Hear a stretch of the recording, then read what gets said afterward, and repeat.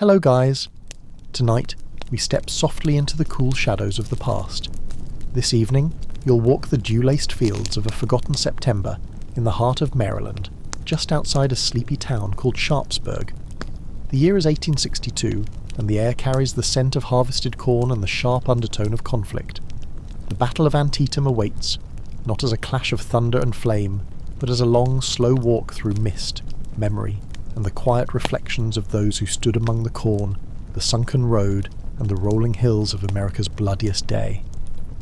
Before we begin, please do let me know where you're watching from, and what time it is as you're listening. I love reading through your comments, something gentle, grounding about imagining all of us scattered across the globe, but sharing the same moment. Now, settle in, get cozy, wrap yourself in a blanket, dim the lights, let your shoulders fall.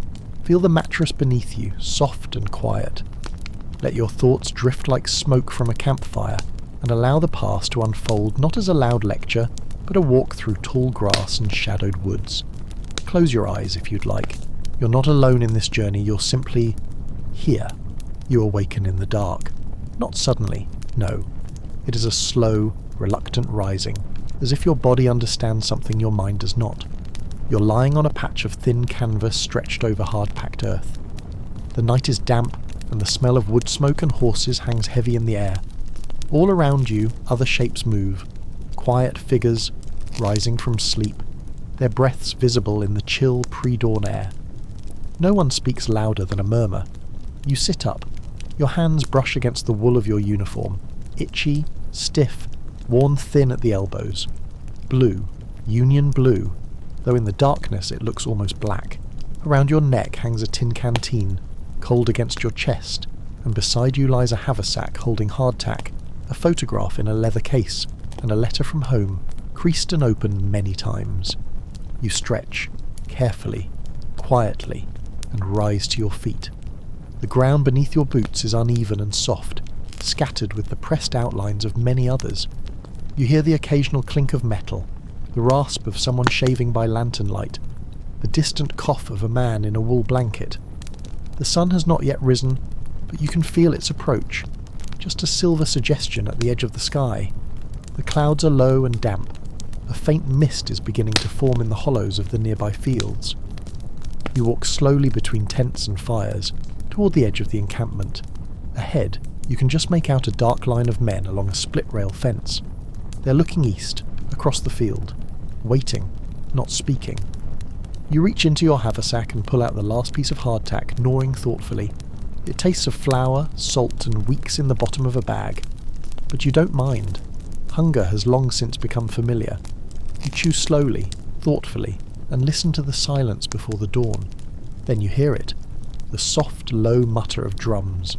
Not yours, Confederate drums, echoing faintly from across the Antietam Creek. Somewhere in the dark, the other army is stirring too. You came here with McClellan's Army of the Potomac, nearly 90,000 strong. Just 2 weeks ago, Robert E. Lee had crossed into Maryland with fewer than 40,000 men, tired, underfed, but emboldened. His goal was to bring the war north, to gain support, maybe even recognition from European powers. But McClellan had moved faster than expected, pushing toward him with speed and numbers, and now, here you both were. The air smells faintly of cornfields and campfires. The road is just beyond the trees, a dusty, worn path now marked by the wheels of artillery carriages and the footprints of thousands of boots. Overhead the sky lightens by degrees. The mist thickens. Somewhere a bird begins to call, hesitant and confused. Your name is not written in the history books. You're not a general, not even a sergeant, just a private, a pair of worn boots, a musket, a beating heart. But still, you are here. You are part of this. As the first rays of light stretch over the horizon, golden and pale, the orders begin to move down the lines. Quiet, clipped voices from officer to captain to lieutenant to sergeant. Form up. Prepare to advance. Fix bayonets. You breathe in deeply. The day has begun. This is Antietam. September 17th, 1862. The bloodiest single day in American history. But for now, it is only morning. The light is soft, the ground is cool, and though your heart beats a little faster, there is still a moment to rest your hand on the wood of your rifle and think, not of what may come, but of home, of autumn fields, of the smell of your mother's kitchen, of a name whispered in a letter folded close to your chest. The battle will come, but not yet, and for a while longer you are only a shadow, walking quietly through a sleepy morning in Maryland. As the sun finally lifts above the horizon, the fog that settled low over the Maryland hills begins to lift, slow and reluctant, clinging to the dips in the land and the fence posts that line the narrow dirt roads. In front of you, the terrain unfurls like a quiet quilt of farm and forest. Patches of corn tall and dry in the late summer air, fences that stretch like fragile ribs through open fields, and the distant glimmer of the Antietam Creek to the east, its waters sluggish and grey under the new light. Around you, the blue-clad ranks of the Union Army begin to form into lines, their figures indistinct in the soft haze, their movements deliberate but heavy with tension. You've moved forward now, with the rest of your unit, through rows of other regiments standing quietly in place, down a slope where the dew clings to your boots, and up toward the edge of a cornfield, its edge wild and untrimmed. This is where you're told to wait. The corn towers above your head, 7, 8 feet tall in some places, and it rustles faintly in the breeze like a voice trying to speak through cloth. You cannot see what lies beyond it, though you know what waits there. Men in grey, lying still and low, waiting with their muskets cocked and ready. The air here feels different, dense and waiting, like the moment before a thunderclap. To your left, an officer raises his arm to halt the line, and the front rank lowers to one knee, their bayonets raised like iron thorns. Your regiment is not the first to move. The battle begins not with a shout or a trumpet, but a single crack, far off, almost indistinguishable from the snapping of a branch. Then another, then several more, and then, as if the earth has been torn open, the sound grows into a rolling crash of gunfire that seems to come from every direction at once. The cornfield vanishes behind smoke. You cannot see anything now, only the flashes of muskets and the outlines of men falling or advancing or standing still. A shell explodes somewhere beyond your left flank, and the ground shudders beneath your feet. Orders come fast and quiet. You are to advance. The corn parts as your line pushes forward, shoulder to shoulder, muskets raised. The stalks whip against your face, your hands, your rifle. The smoke hangs low, blue and white stinging your eyes, mixing with the thick sweetness of crushed corn and the sharper sting of powder. Suddenly a man ahead of you drops with no sound, as if yanked backward by invisible hands, and another stumbles sideways, grabbing at his shoulder. You fire without thinking. Just raise the musket, aim into the smoke, and pull the trigger. The recoil is sharp against your shoulder. You reload slowly, fingers fumbling with cartridge and ramrod, the motions practiced but difficult with sweat and nerves. You cannot see who you've hit. You cannot see if you've hit anything at all. The cornfield, they will say later, changes hands multiple times in the early morning. From Union to Confederate and back again. From Hooker's First Corps to Jackson's stubborn Virginians. Over 10,000 men will fight here, in this one patch of broken, tangled corn. Thousands will fall. It will become a place of chaos, where units lose their officers, men fire blindly, and lines dissolve into desperate clusters of firing, shouting, falling. You keep moving. At some point your company has separated. You're with perhaps a dozen others now, moving between gaps in the lines, stopping to kneel and fire, rising to advance again. The earth is churned with footprints, fallen muskets, and the scattered belongings of the dead. Hats, canteens, shoes. A young man no older than yourself crawls forward nearby, clutching at his stomach, eyes wide and glazed. No one stops. You don't either. Somewhere in the cornfield you see an officer on horseback, silhouetted briefly against the rising sun. He's shouting commands, waving a sabre. His horse rears, and just as quickly, both go down in a sudden flash of fire and smoke. When the haze clears, the ground is empty. Later in life, people will write of the cornfield as if it were a living thing, something that swallowed men whole and spit out only the lucky and the broken. No one who fought here that morning will forget the sight of it, or the way it seemed endless while you were in it. And yet it's only a field, just a patch of land that once grew corn. After perhaps half an hour, or maybe 2, it's impossible to know, you are ordered back.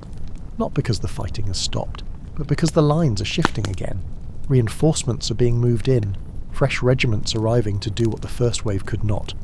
You fall back through the corn, stepping over men too wounded to move, men who lie curled around their muskets, or staring into the sky with empty eyes. You're not thinking clearly. You're not feeling much at all. Only when you reach the rear and find yourself beside a small group gathered around a water barrel do you realise your hands are shaking. Your sleeves are damp, not with sweat, but with blood.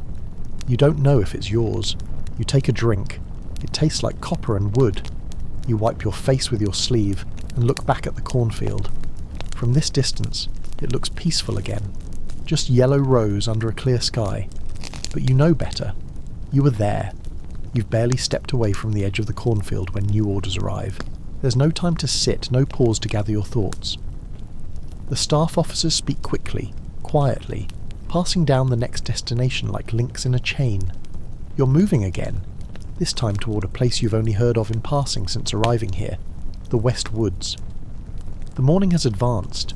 The sun now stands higher in the sky, no longer softened by mist.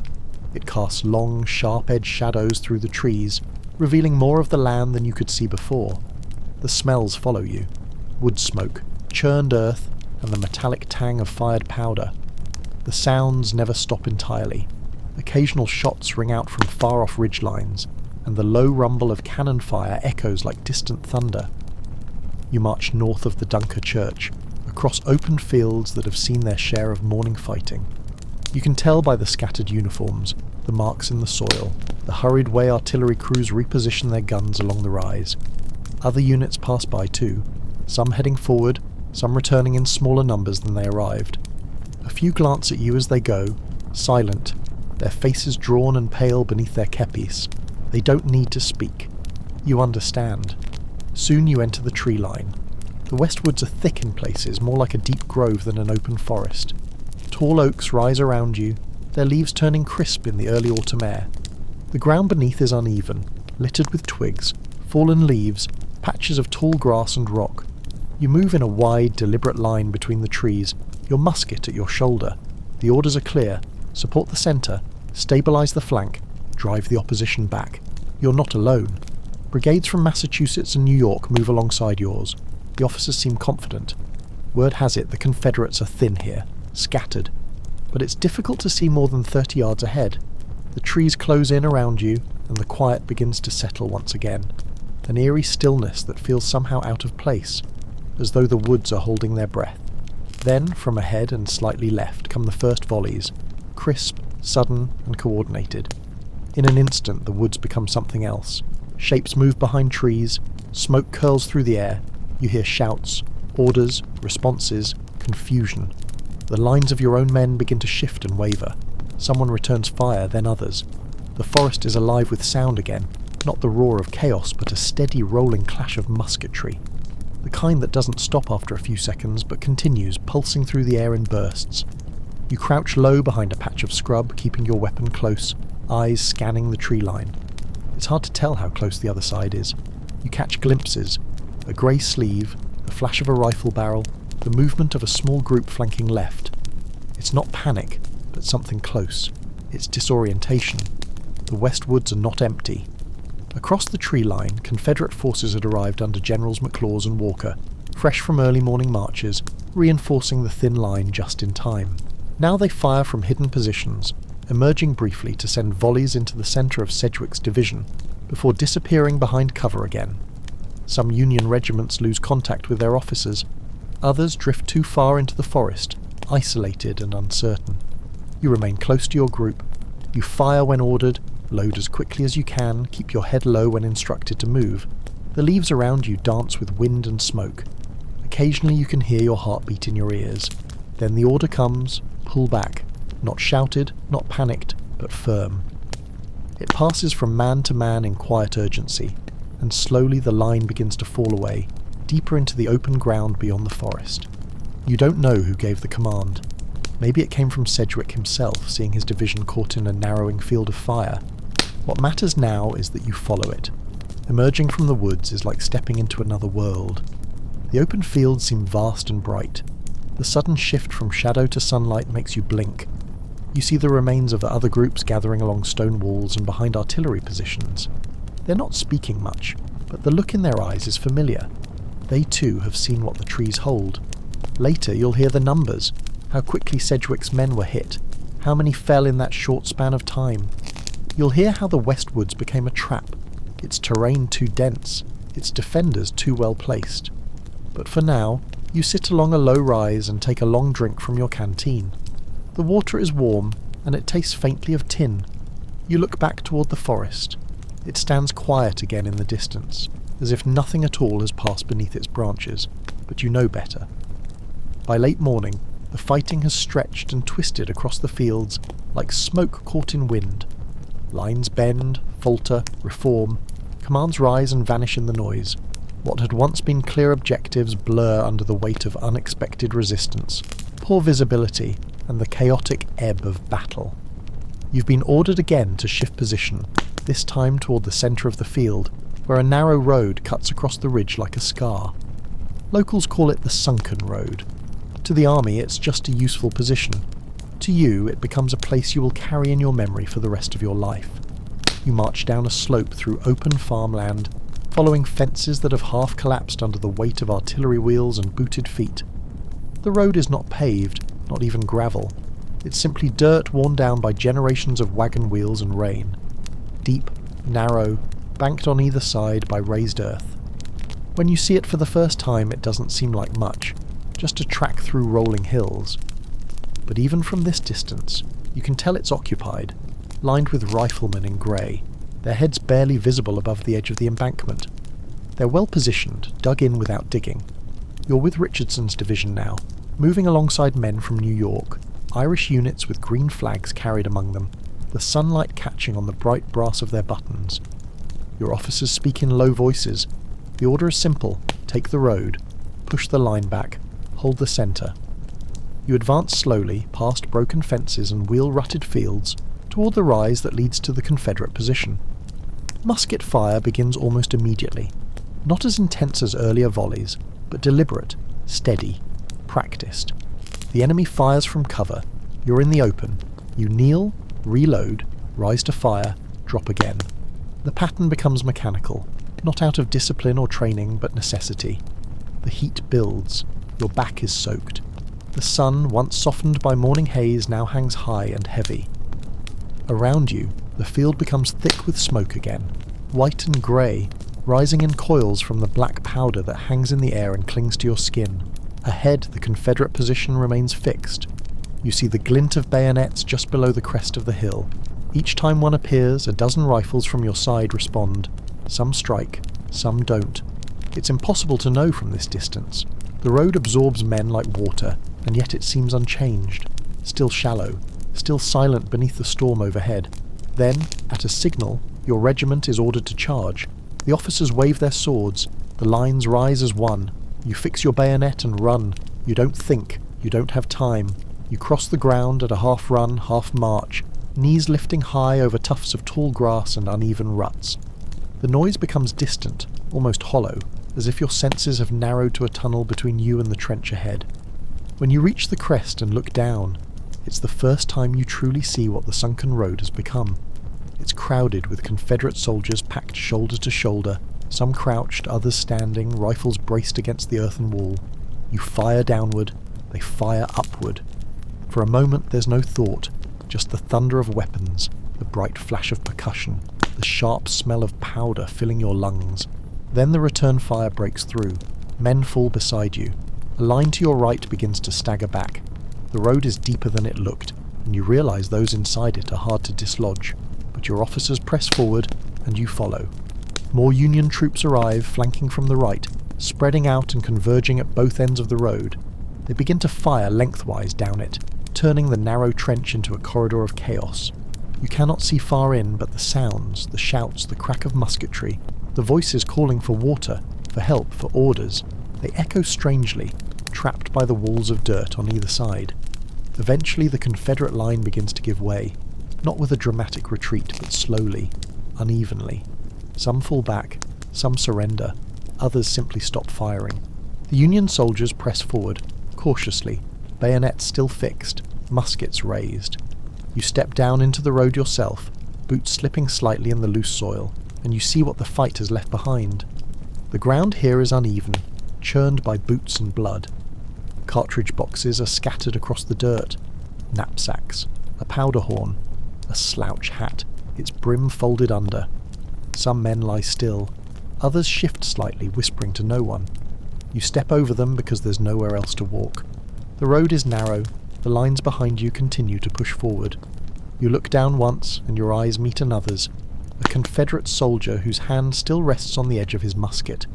His coat is torn. He doesn't speak. He just watches as you pass by. Later, this place will earn another name, Bloody Lane. A simple road transformed by 3 hours of fighting into something altogether different. The sun beats down on it now, silent and unfeeling. The air smells of spent powder, disturbed earth, and something else you don't try to name. You find a place to rest just beyond the lane, near a low stone wall where other Union soldiers are gathered. Some drink water from dented canteens. Others rewrap their bandages or sit quietly, heads low. No one celebrates. No one shouts. You stare back toward the road, now partially obscured by smoke again. You've done what was asked. The centre has shifted. The road is in Union hands, but the day is not over. Not yet. The fighting along the sunken road has subsided, for now.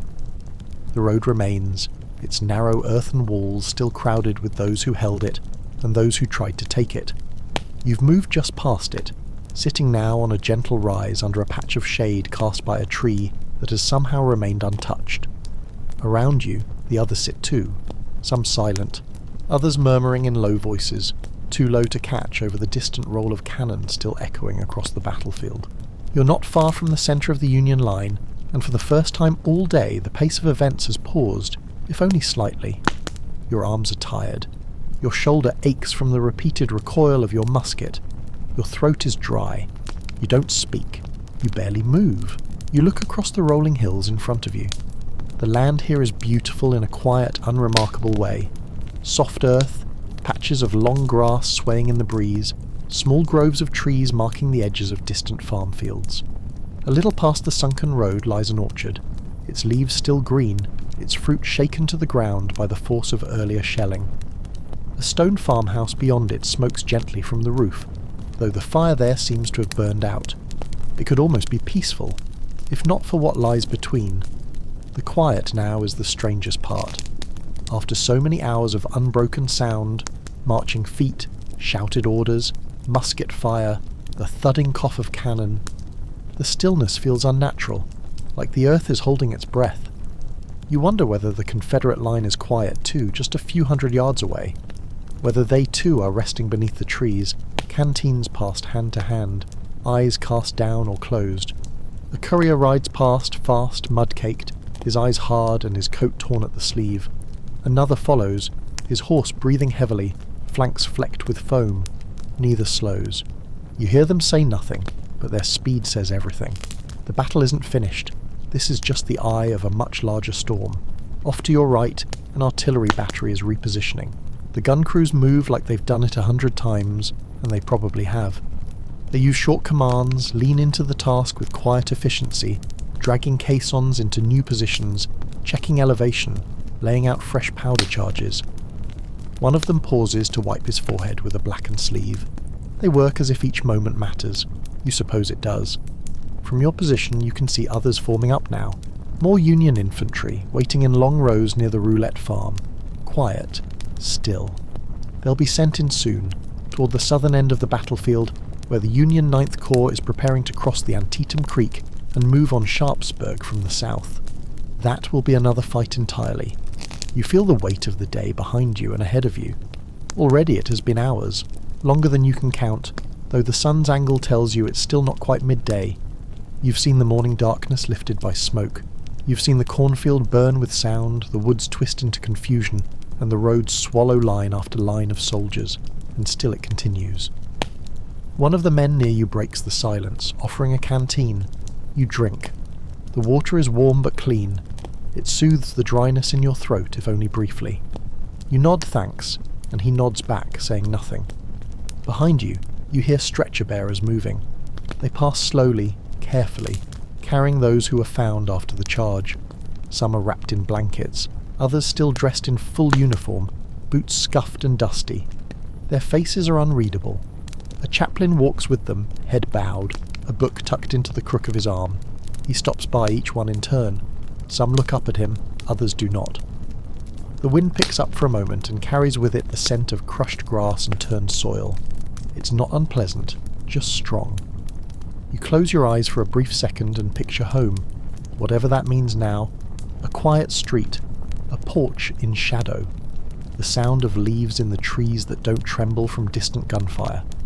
Someone nearby remarks, in a voice just above a whisper, how strange it is that the birds have returned.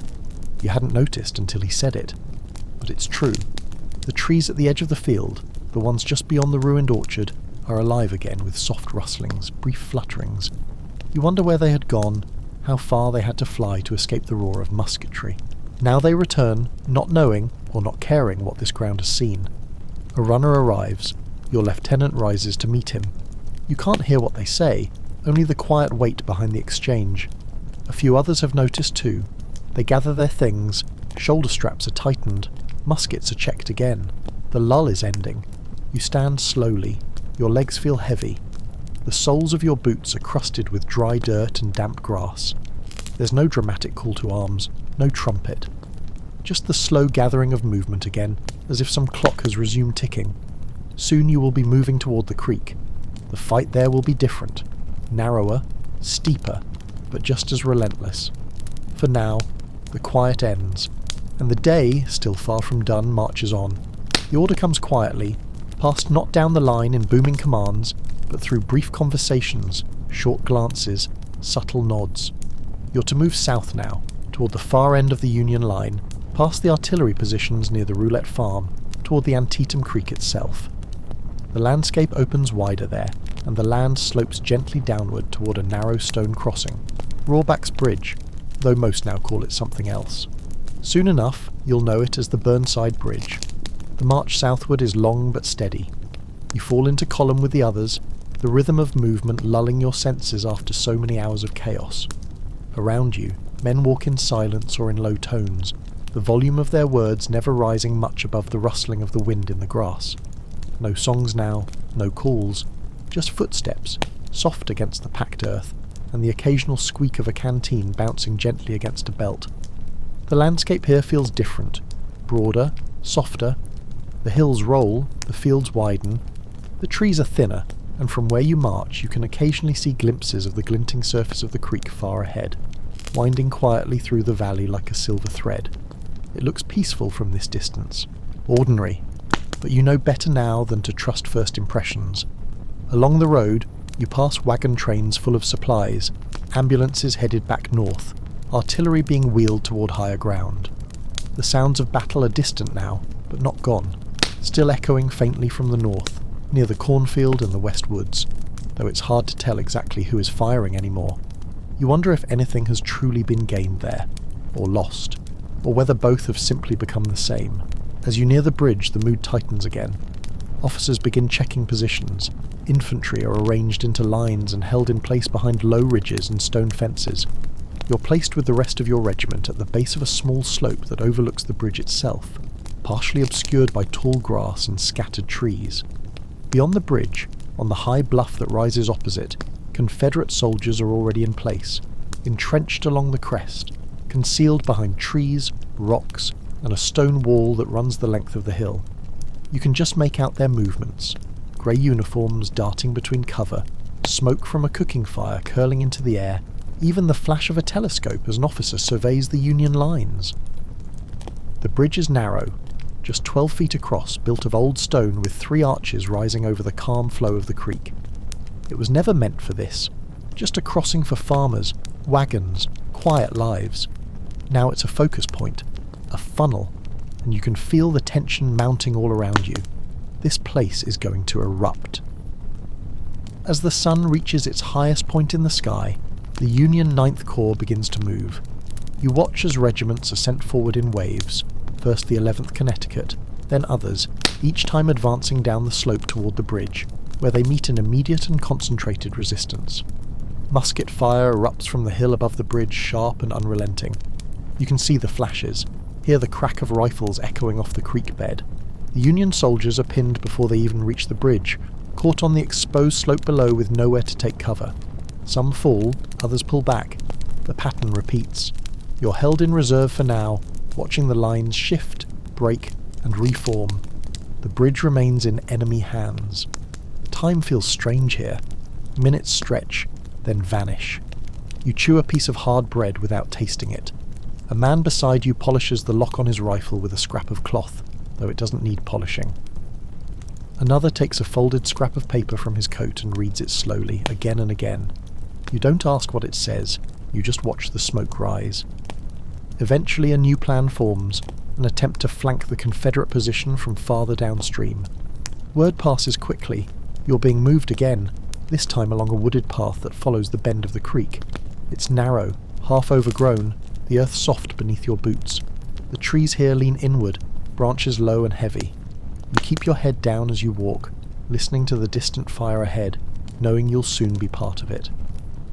As you approach the far side of the bluff, you see it, the hill rising above the bridge from the opposite direction. The Confederate line is still focused on the front, firing down at the creek and the bridge. Now, with this movement around the flank, there is a chance to break their hold. You and the others prepare quickly.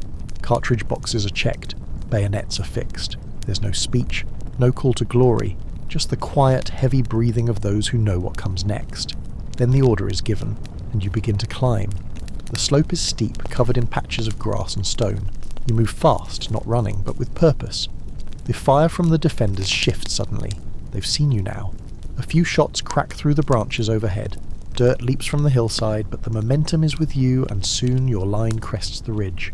From here, you see the bridge below, the creek winding through the valley, the Union lines pressing forward again under cover of your approach. A final push clears the hill. The Confederates fall back in confusion, some disappearing into the trees, others making a stand before being swept aside. The defenders break, and suddenly, after hours of deadlock, the bridge lies open. The Ninth Corps begins to cross in earnest now, columns of men hurrying over the narrow stone arches, rifles over shoulders, eyes fixed on the heights beyond. You move to the top of the bluff and sit for a moment, catching your breath. The wind brushes through the grass. The creek murmurs below. The sun glints off the water as if nothing at all had passed through this place. But you know better. The bridge may be taken, the hill may be cleared. Still, Sharpsburg lies ahead. And the day is not yet done. You've crossed the bridge. Not at the head of the charge, but with the waves that followed.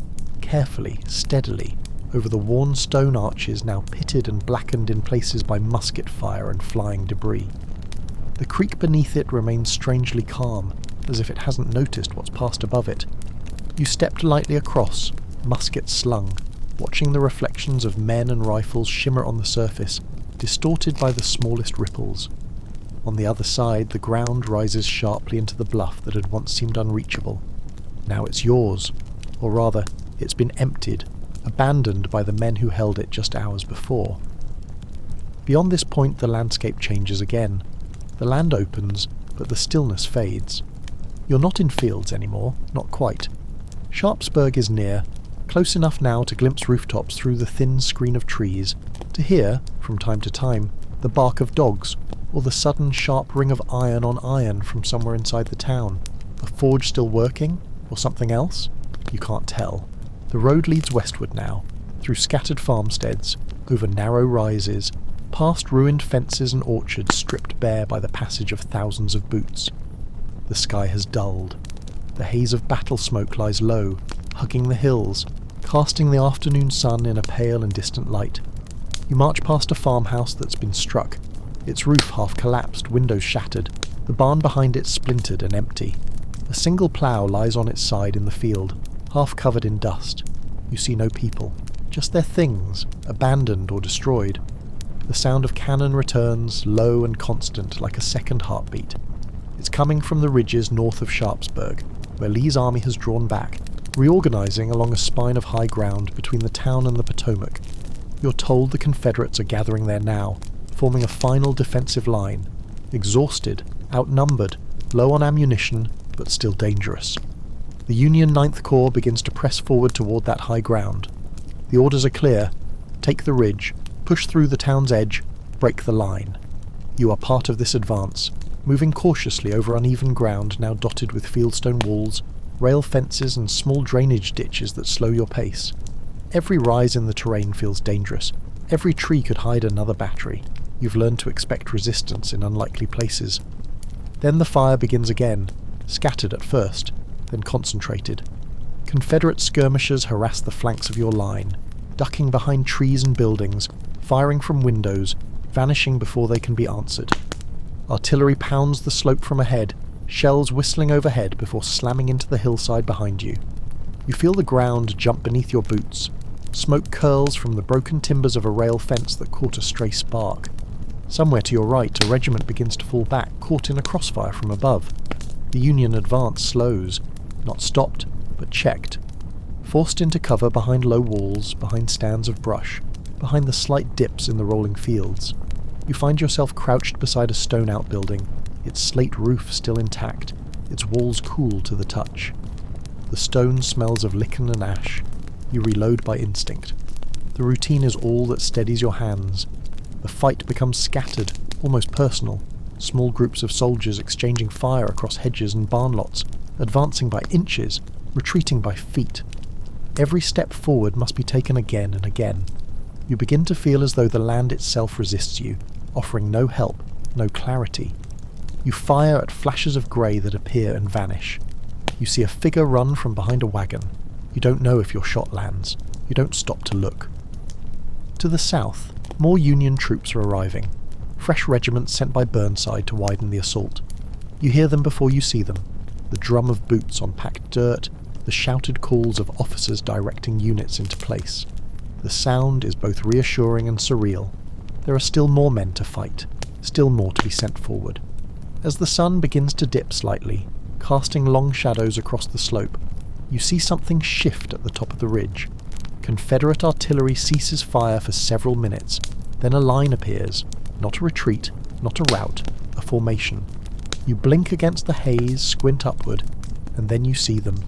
A new force crest the hill, appearing through the smoke like ghosts, not retreating, but arriving.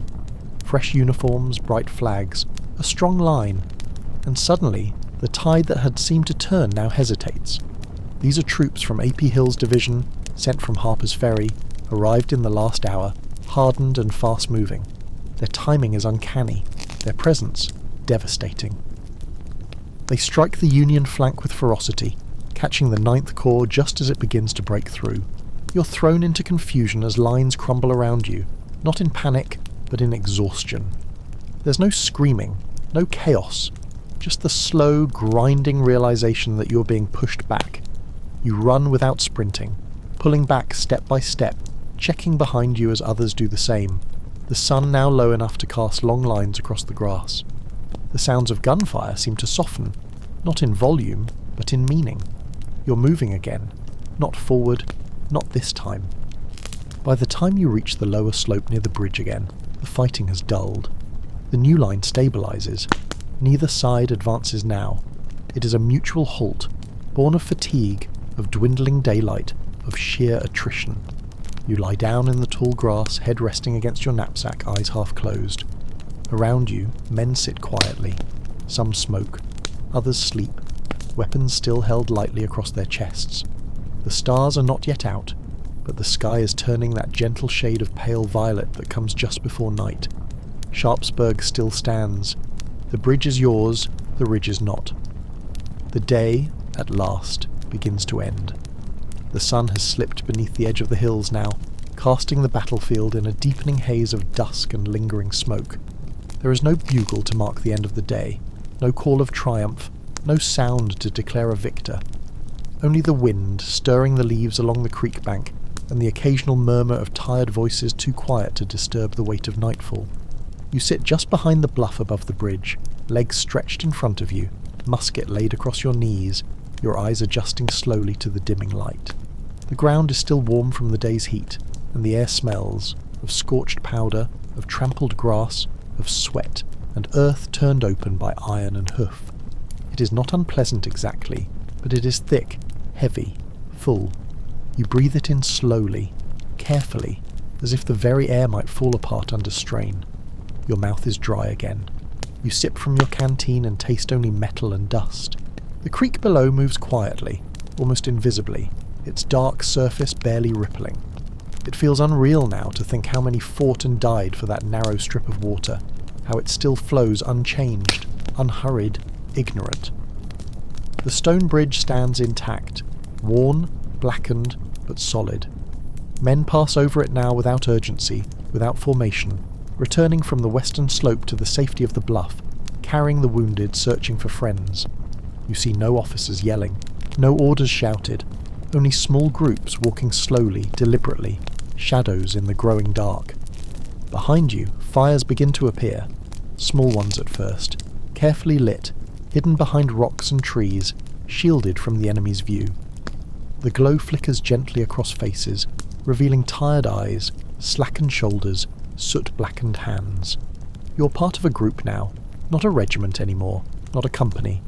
Just men clustered by chance or necessity, warming themselves, resting in silence. Someone unwraps a bit of hardtack and breaks it into pieces.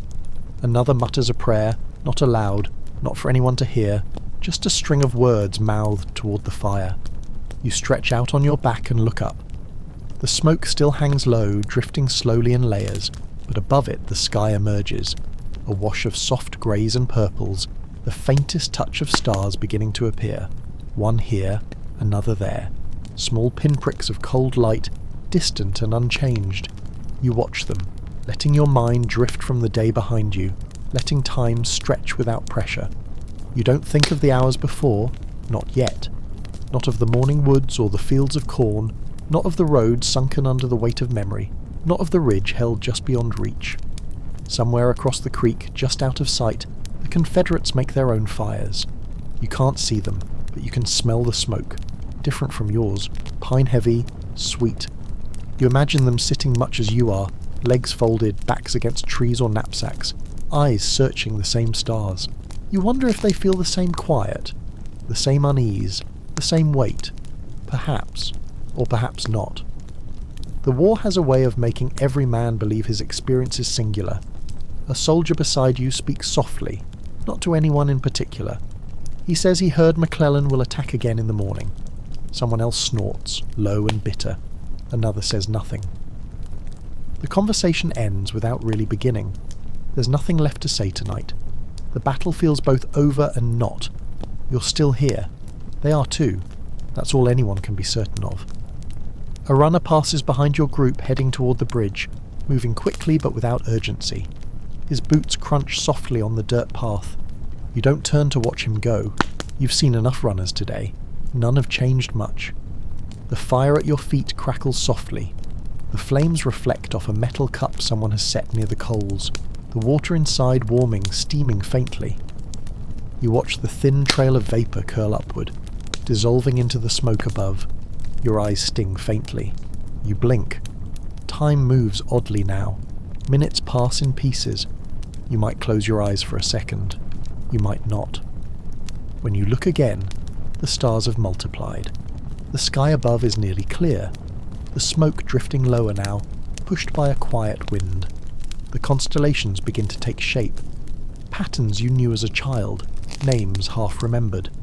Orion, perhaps, or Cassiopeia. You don't try to be sure. You pull your coat tighter. The night is growing colder, slowly but noticeably. The ground is harder than it was. You feel it pressing into your back, into your shoulders. But you don't rise, you don't move. Around you others lie still as well. No one speaks now. The fire burns lower. You hear only the night, the chirr of insects returned after a day of silence, the whisper of wind in grass, the distant bark of a dog far down the road toward Sharpsburg. You wonder if tomorrow will come differently, if the army will rise and fight again, if the lines will shift, if someone will call for you to stand, to move, to reload, to fire. You wonder how many more will come, how many fewer will leave. But those thoughts are far from urgent now. The day has ended, the ground has stopped shaking, the guns have ceased, and above it all the sky stretches calm and infinite, untouched by the blood below. You let your eyes drift closed, not to sleep, but to stillness. For now, that is enough. The cold is what wakes you first. Not sharply, not all at once, but gradually, creeping in through the seams of your coat, through the damp earth beneath your shoulders, through the still air that clings to the low hills above the creek. Your eyes open slowly to a sky the colour of ash, just beginning to pale at the eastern edge. Dawn is near. The stars have faded, but the darkness remains whole, undisturbed. You're not sure how long you've slept. It can't have been much. Around you, the silhouettes of men are still slumped in place, wrapped in blankets or coats, their shapes barely rising and falling with breath. The fire you shared is now no more than a ring of dim coals. The warmth has gone. You sit up slowly, joints stiff, shoulders sore, feeling the weight of yesterday settle in your body like an old ache. Your musket rests beside you in the grass, damp with dew. You run your fingers along the barrel, checking it by touch, by habit. No commands yet, no bugles, just the rustle of someone nearby rising to stretch, a cough muffled in a sleeve, the soft clink of a tin cup being lifted and lowered again. The camp does not stir quickly.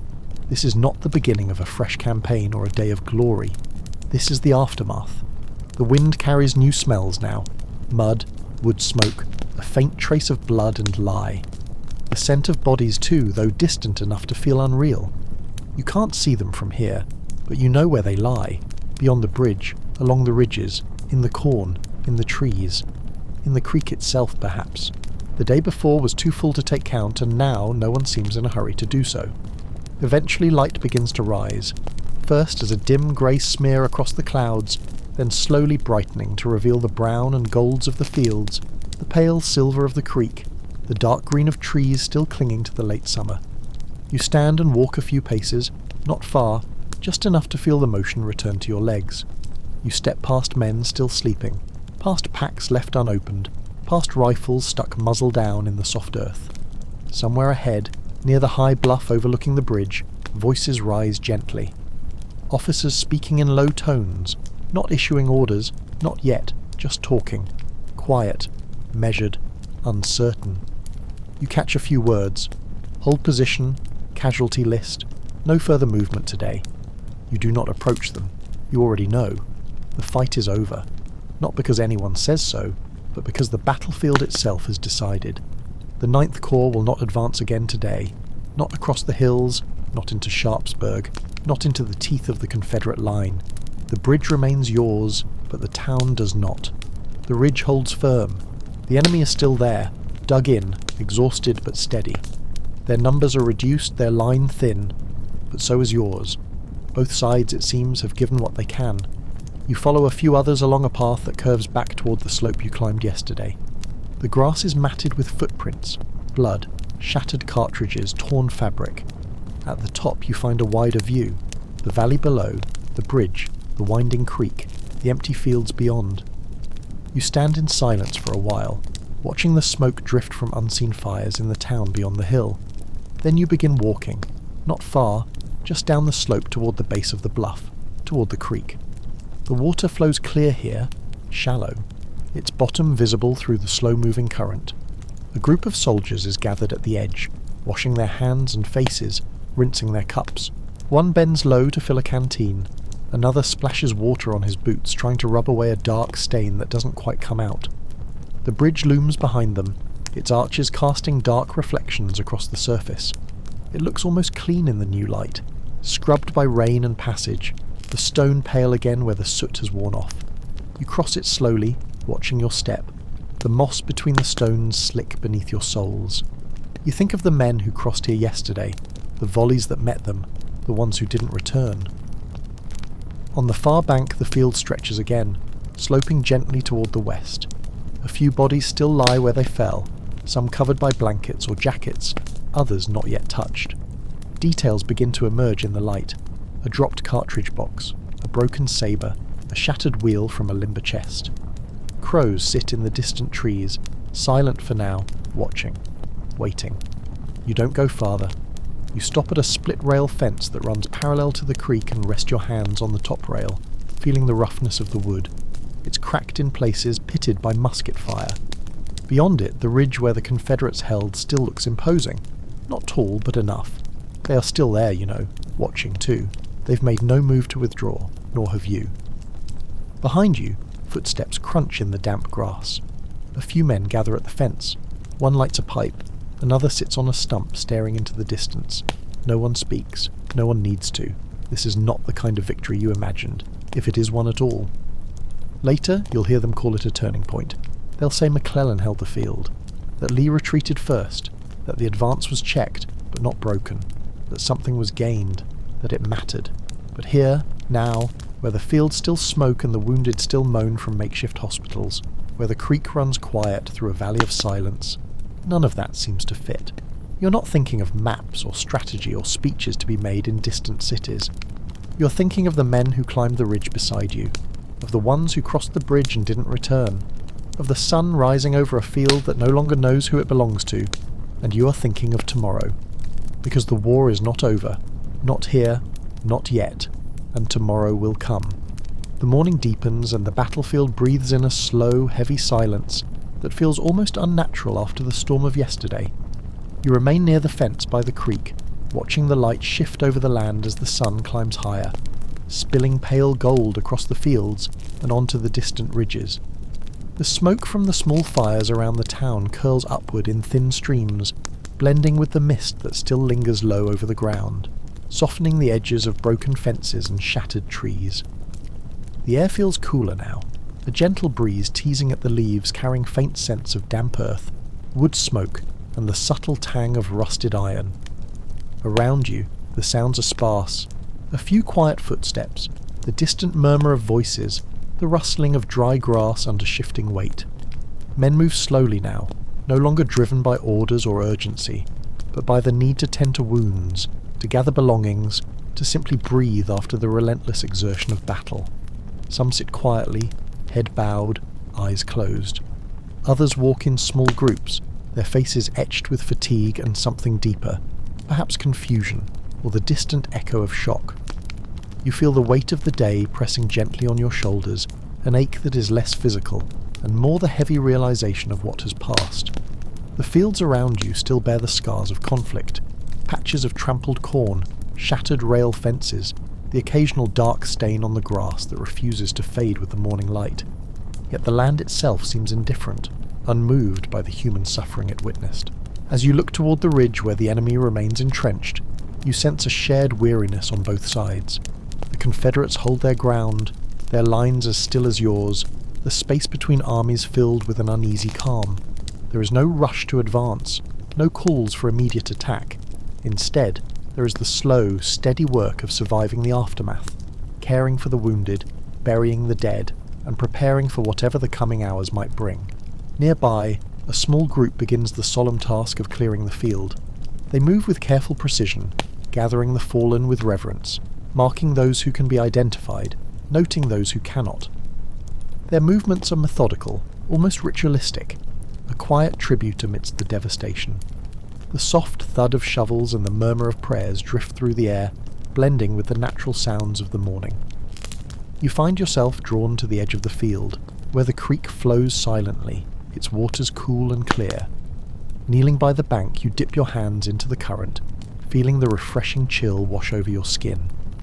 The creek moves on, indifferent to the violence that took place on its banks, carrying away the echoes of gunfire and cries, offering a small measure of peace in its steady, unchanging flow. As the day wears on, the quiet remains, punctuated only by the occasional shout, the distant rumble of wagons carrying supplies and wounded, and the soft voices of men sharing stories or seeking comfort. The battlefield, once a chaotic maelstrom of noise and movement, now rests under a sky slowly clearing of smoke, bathed in gentle light that seems almost at odds with the weight of loss beneath it. You sit back against the fence once more, letting the calm settle over you, aware that this fragile peace is but a pause in a longer struggle. The memory of the day's violence lingers, but so does the resilience of those who remain, on both sides, bound by the shared experience of a day unlike any other in the history of this land. As the sun climbs higher, the battlefield settles into a fragile quiet, a space suspended between what has been and what is yet to come. You stand at the edge of the clearing, where the wounded are tended and the dead lie waiting for burial. The ground here is soft with dampness, patches of wildflowers undisturbed amidst the scarred earth. a quiet contrast to the blood and chaos that marked the day before. The breeze stirs the tall grass, carrying with it the faint scent of smoke and spent gunpowder, reminders of the battle's fury that still hangs heavy in the air. You look northward, beyond the ridge held by Confederate lines. Their camps are still, small flickers of light from scattered fires and tents dotting the hillside. The soldiers there move with slow, deliberate steps, their voices hushed as if mindful of the fragile peace that holds between the armies. They too nurse wounds, share meagre rations, and try to find moments of rest amid the uncertainty. To your east, the town of Sharpsburg sits quiet.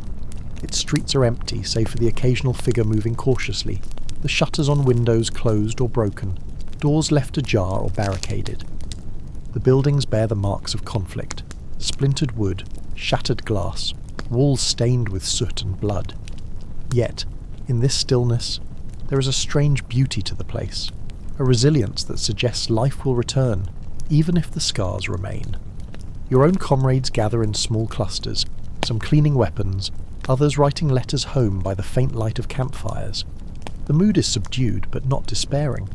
There is an unspoken understanding among you all, that the fight is not finished, that the coming days will test the limits of endurance and hope. Yet for now, the quiet offers a brief reprieve, a moment to breathe and remember why you fight. You walk slowly along a dirt path, tracing the outlines of the land you've come to know so intimately. The rise and fall of hills, the winding creek, the broken fences and battered trees. Each feature carries a story, a memory etched into the landscape by the footsteps and blood of countless men. You pause at a weathered oak, its branches stretching wide as if offering shelter. Beneath it lies a discarded kepi, worn and stained, a silent testament to a soldier who once stood here. The day deepens, light shifting as clouds gather faintly on the horizon. The wind picks up, rustling leaves and carrying distant sounds, the bark of a dog, the creak of wagon wheels, the soft murmur of voices. The armies remain poised, locked in a quiet standoff that feels both endless and fragile. You take a moment to breathe deeply, the cool air filling your lungs, steadying your thoughts. The battle may have paused, but the story continues, written not only in strategies and orders, but in the hearts of those who remain, bound by the shared experience of a day that changed everything. And as the light begins to fade once more, you understand that this place, scarred and solemn, is now a part of you, just as you are a part of its history. The afternoon light softens, filtered through a sky thickening with gentle pale clouds that stretch lazily overhead. The warmth of the sun has faded, replaced by a cooler hush that settles over the fields and ridges like a slow exhale. Around you, the sounds of the day grow quieter, the shuffle of feet on dry earth, the distant clatter of wagons moving supplies, the low murmur of men speaking in hushed tones. The battlefield, once a cacophony of noise and motion, now feels vast and empty, holding its breath beneath the weight of what has passed. You find yourself drawn toward a small cluster of trees near the edge of the field, their branches heavy with leaves that flutter softly in the breeze. The ground beneath them is uneven, scarred by trenches and hastily dug foxholes, remnants of the desperate fight that raged here only hours before. You kneel in the soft dirt, letting your fingers trace the rough bark of a sturdy oak, grounding yourself in the quiet presence of the living amidst the echoes of death. Nearby, a pair of soldiers sit side by side on a fallen log, their faces pale and drawn. One cradles a small book, flipping the worn pages slowly, while the other stares out across the field, eyes unfocused but alert. They speak little, their conversation measured and soft, as if wary of disturbing the silence that surrounds them. Their voices carry a weary calm, tinged with the faintest threads of hope and doubt woven together. You listen to the stillness, feeling the layers of history settle around you. The memories of the battle linger like shadows in the fading light, the sharp crack of rifles, the thunder of cannon fire, the cries that rose and fell like waves against the hills. Yet now only the soft rustling of grass and the distant call of a bird break the quiet, a reminder that life continues beyond the scars.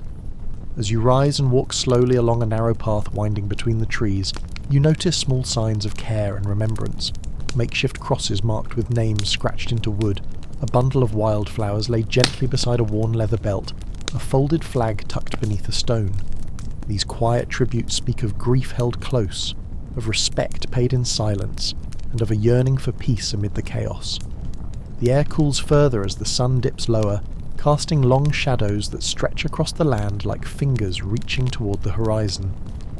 You pause once more, taking in the vastness of the fields, the gentle curve of the creek, the line of distant hills standing sentinel in the fading light. The battle may have paused, but its presence remains, etched deeply into the earth and the hearts of those who endured. In this moment of stillness, you carry the weight of the day's events with you, not as a burden, but as a quiet witness to the endurance of those who fought, who survived, and who remember. The silence holds them, holds you, in its steady, unyielding embrace. As evening deepens, the sky takes on a muted blue-grey tone, softening the edges of the fields and hills into gentle silhouettes against the fading light. The air cools further, carrying the faint scent of damp earth and smouldering embers from distant fires. Around you, the camp moves slowly toward nightfall. Small groups gather quietly, their conversation subdued, the clinking of tin cups and the rustle of blankets the only interruptions to the calm.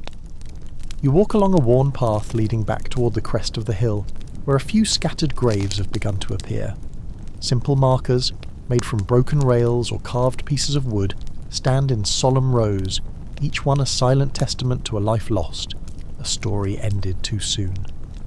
You stop by one, fingertips brushing the rough surface, feeling the weight of absence settle in your chest. The name etched there is faint but clear. Someone who was here, who fought and fell on this very ground.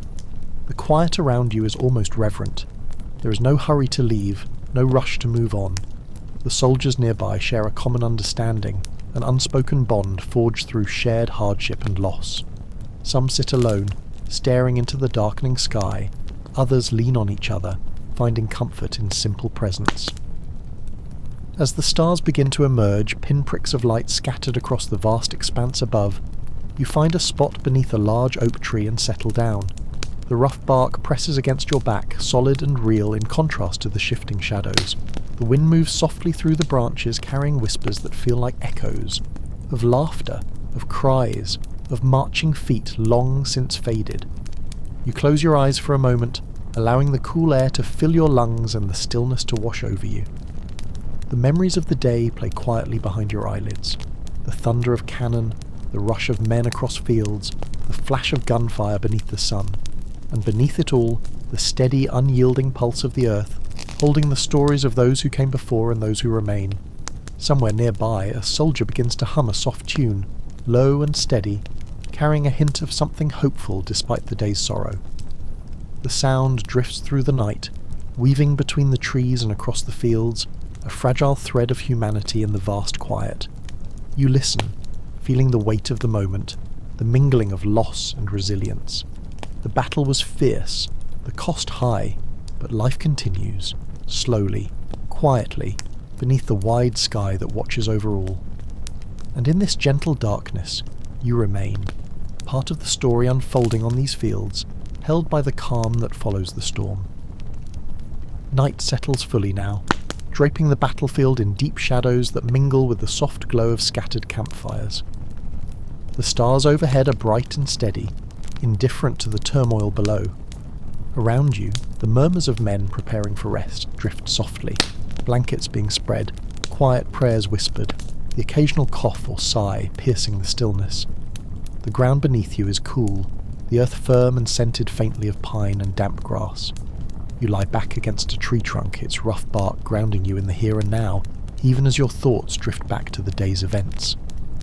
The battle, with its smoke and thunder, seems distant now, replaced by the gentle crackle of flames and the slow breathing of comrades settling in beside you. The weight of exhaustion presses against your limbs, a heavy cloak that dulls the sharp edges of pain and fear.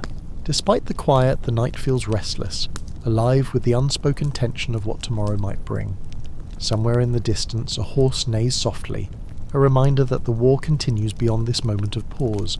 The cool air brushes against your face, carrying whispers of the creek nearby, its waters moving steadily beneath the moonlight. You think of the men who will not see another dawn, their voices silenced, their stories unfinished. The ache of loss settles deep in your chest, mingling with the fragile hope that those who survive will carry forward the memory of what was lost. The night holds these thoughts gently, as if cradling them close until morning. Slowly your eyes grow heavy, the quiet wrapping around you like a soft blanket. The battle's fury may be behind you, but the weight of the day remains, etched into the earth and into your heart. And as darkness holds the fields and the men who rest upon them, you find yourself caught between the memory of violence and the fragile peace of this long, still night. The first faint blush of dawn begins to tint the eastern sky, softening the darkness with a gentle gradient of pale pinks and blues. The world is still, wrapped in a quiet anticipation as the new day stirs slowly to life. You stand quietly on a low ridge, the cool morning air crisp against your skin, carrying the fresh scent of dew-soaked grass and distant wood smoke. Below you the creek gleams faintly, its surface smooth like glass, reflecting the delicate colours of the waking sky. Around you, the camp begins to stir with subtle movement, figures shifting beneath blankets, the soft rustling of packs being adjusted, the low murmur of whispered conversations as men prepare to face whatever lies ahead. The battle may have paused, but the war presses on, and the weight of yesterday still lingers, felt in every breath, every glance. You gaze across the valley, where the broken fields and scarred earth tell the story of what has passed. The bridge you crossed days ago stands quiet now, a silent witness to the fierce struggle. Beyond it, the town of Sharpsburg rests beneath the soft light, its damaged buildings silhouetted against the awakening sky. The distant ridge where the enemy holds remains shadowed, their campfires smouldering faintly in the chill morning air. Both armies share this fragile moment between darkness and daylight, a pause before the uncertain hours to come. You breathe deeply, feeling the cool air fill your lungs and the steady rhythm of your heart grounding you in the present. The earth beneath your boots is firm, yet carries the memory of so many footsteps, some heavy with fear, others marked by determination. As the sun rises higher, spilling warm light over the fields and trees, you sense the resilience woven into this land and its people. The scars of battle will remain, but so too will the hope that carries those who endure through the quiet moments, the long nights, and the dawning of new days. Here, in this stillness before what comes next, you stand as part of a story far larger than yourself. A story etched into the very soil, whispered by the wind, and carried forward by those who remember. The sun climbs steadily now, casting a warm glow that pushes the lingering shadows back toward the woods and the distant hills. The soft golden light touches every blade of grass, every broken fence post, and every weathered face, revealing details lost in the early gloom. Around you, the camp awakens fully, men stretching sore limbs, tying worn boots, and readying their gear with quiet efficiency. The scent of coffee and burnt wood mingles in the air, carried by a light breeze that stirs the leaves above. You walk among the soldiers, noticing the subtle ways they prepare for the day ahead. Some sharpen bayonets, their movements methodical and precise, while others check cartridges and oil their rifles. Conversations are low and practical, a mix of nervous anticipation and determined resolve. There is little laughter here today, but no despair either. Just the steady focus of men bound by a shared purpose and the harsh realities they face. The wounded are tended with gentle care, their moans softened by the attentiveness of comrades and surgeons alike. Stretchers are readied to carry those who must be moved, while others sit quietly, gathering strength, or simply resting before what might come next. The smell of antiseptic and tobacco mingles faintly, a stark contrast to the fresh morning air. Beyond the camp, the fields stretch out under the clear sky, the earth still bearing the marks of yesterday's conflict. Divots where cannonballs struck, torn up patches where men charged and fell, the remnants of hastily built fortifications fading in the light. The creek glistens quietly, its waters flowing steadily as if offering a silent reassurance amidst the tension. You pause near the ridgeline, watching as officers confer quietly, maps unfolded and hands pointing toward distant positions. The decisions made here will shape the hours ahead, each choice carrying weight that echoes far beyond the field. The calm professionalism of the commanders contrasts with the heavy anticipation you feel pressing in the air.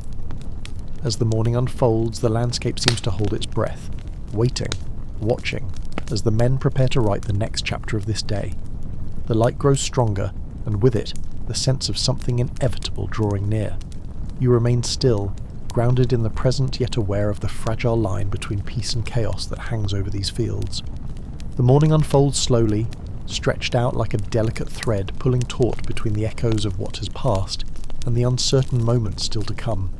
The sun rises higher now, pouring warm light across the rolling fields of Antietam. The air is cool but steady, carrying the scent of damp earth and freshly cut grass, mingling faintly with the sharp tang of gun oil and worn leather. You move quietly through the camp, each step soft against the packed dirt, feeling the weight of the day settle around you like a gentle shroud. Soldiers prepare themselves with a mix of ritual and practicality, their movements steady but measured. The clinking of equipment, the whispered exchanges of orders, and the occasional sharp bark of a commanding voice form a low chorus that hums beneath the stillness. Faces once marked by fatigue and grime are now set with grim determination. The memory of the fierce clashes from the day before lingers in their eyes, a reminder of the price already paid and the uncertain toll yet to come. Nearby, a group of men gather around a small fire, stirring a pot of thin coffee while sharing quiet stories, their voices low and steady, an attempt to anchor themselves amid the swirling tides of war. You listen for a moment, catching fragments of conversation, recollections of home, fleeting jokes, the occasional mention of a lost comrade. These moments of shared humanity offer a fragile balm, small islands of comfort in a sea of tension. The landscape around you is both familiar and changed. The fields that once teemed with tall corn now lie trampled and torn, churned up by the relentless march of boots and wheels. The fences that marked boundaries between farms are broken and scattered, some leaning askew, others reduced to splinters. Trees stand battered, their branches snapped or scorched, leaves rustling softly in the gentle morning breeze as if whispering secrets of the night's quiet. You walk toward the stone bridge crossing Antietam Creek, its sturdy arches casting cool shadows over the flowing water below. The creek's surface reflects the sky like a mirror, serene and unchanging despite the turmoil surrounding it. Small clusters of men gather here, some pausing to wash the grime of battle from their hands and faces, others simply staring into the water's steady flow, lost in thought. The creek seems to hold a quiet promise, a reminder that life endures beyond the scars of conflict. At the ridge overlooking the battlefield, commanders confer with a mixture of urgency and caution. Maps are spread across makeshift tables, fingers tracing lines and points where skirmishes erupted, where gains were made or lost. The weight of responsibility is palpable, every decision a delicate balance between strategy and the lives that hang in the balance. You feel the tension ripple through the air, a silent undercurrent beneath the routine preparations. Birdsong breaks through the quiet, a delicate melody weaving through the camp and fields, a stark contrast to the harsh realities of war. The song seems almost a plea for peace, a momentary escape from the ever-present shadow of violence. You pause to listen, letting the notes wash over you, soft and clear against the distant murmur of activity. The men around you move with purpose, yet there is an unspoken acknowledgement that this calm is temporary. The day ahead will bring renewed conflict, the clash of armies, the thunder of cannon and rifle fire echoing once more across these fields. The memory of yesterday's bloodshed hangs heavy, but so does a quiet resolve, to endure, to survive, to carry forward the hopes and burdens of those who fight. As the sun climbs toward its zenith, the warmth grows stronger, filling the air with a golden light that seems almost too gentle for the weight of what lies ahead. You stand amid this convergence of past and future, feeling the pulse of the earth beneath your feet, steady and unwavering. The calm before the storm is a fragile gift, a moment to gather strength, to reflect, to remember. Here, in this stillness, you're part of the unfolding story, one of courage and loss, of resilience and sorrow, etched deeply into the soil and carried forever by the wind that moves through these fields. And as the day stretches on, you carry this moment with you, a quiet anchor amid the coming storm. The warmth of the late morning sun casts long shadows across the fields, illuminating the worn faces of soldiers preparing for what lies ahead. The air hums with a low, steady energy, an almost imperceptible tension that weaves through the camp, threading through conversations, footsteps, and the clatter of equipment. You stand among your comrades, feeling the pulse of anticipation growing stronger, a quiet storm gathering beneath the surface of the day's calm. From the distance, the faint sound of horse hooves striking the earth breaks the rhythm of preparation. A mounted officer approaches briskly, dust rising in his wake, his uniform marked by the hurried pace. In his hands he carries the orders, papers folded and creased, bearing the weight of command and consequence. As he draws nearer, men gather, eyes fixed on the message he brings, the significance understood without words. The commander calls a meeting near the crest of a small hill, overlooking the sprawling fields. Around him, officers lean in close, faces serious, hands pointing to strategic positions on maps spread across wooden crates and barrels. The discussion is low and deliberate, voices measured but urgent. Plans are refined, contingencies weighed, and the fragile balance of battle reconsidered in the light of new information.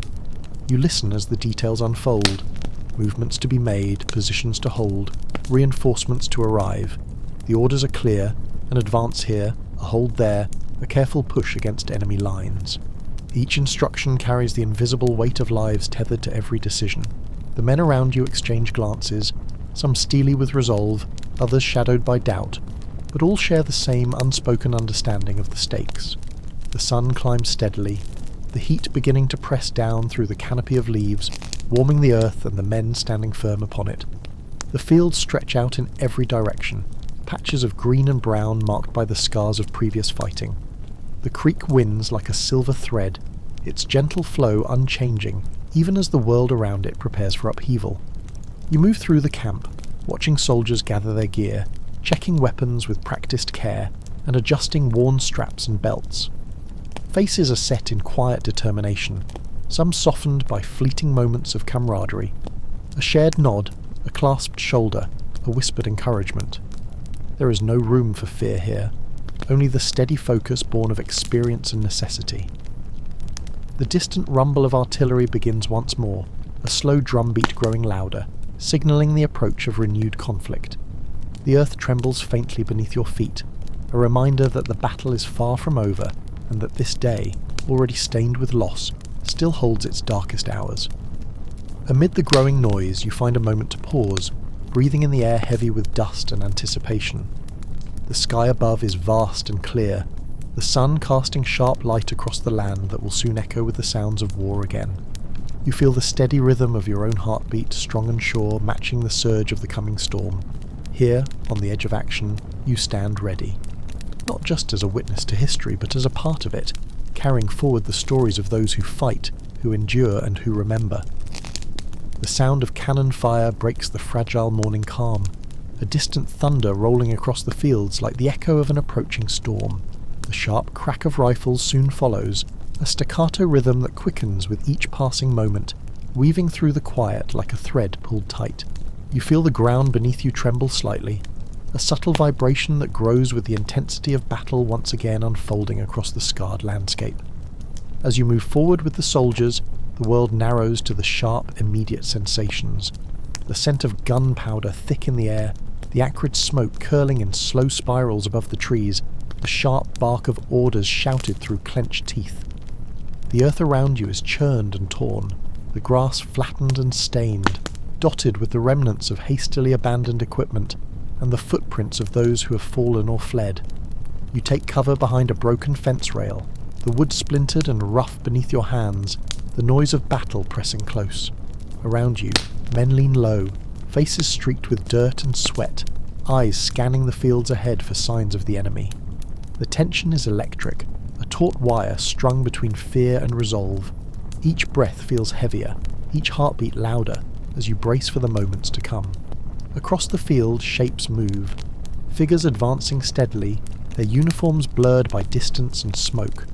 The opposing line shifts and responds, volley firing rippling through the air like waves breaking against a shore.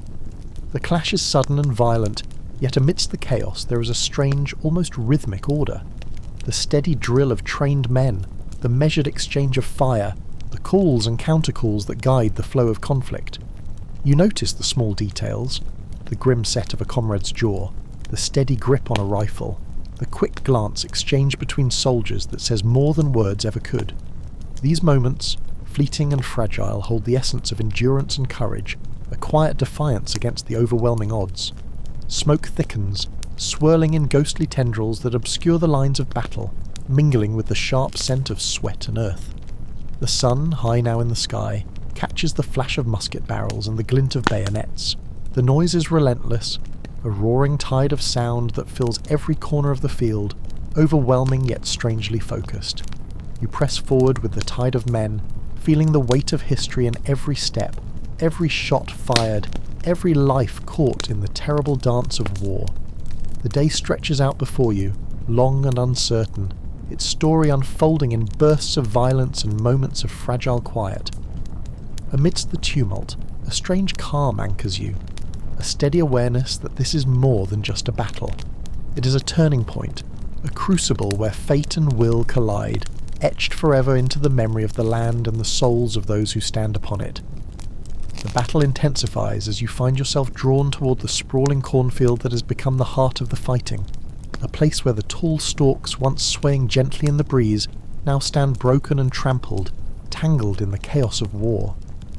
The earth here is churned to mud, sticky and heavy beneath your boots, marked with the footprints and blood of countless men who have charged, fallen and risen again in a relentless struggle. The air is thick with smoke and the sharp, metallic scent of spent gunpowder. Voices shout orders and warnings, their tones sharp with urgency and strain, cutting through the constant roar of musket fire and cannon blasts. Around you, the clash is fierce and unyielding, soldiers pressed close, locked in combat that is brutal and personal. The space is tight, every inch hard won, every moment charged with desperation. You move carefully through the shattered stalks, the rustling now a harsh, ragged noise beneath the shouts and cries.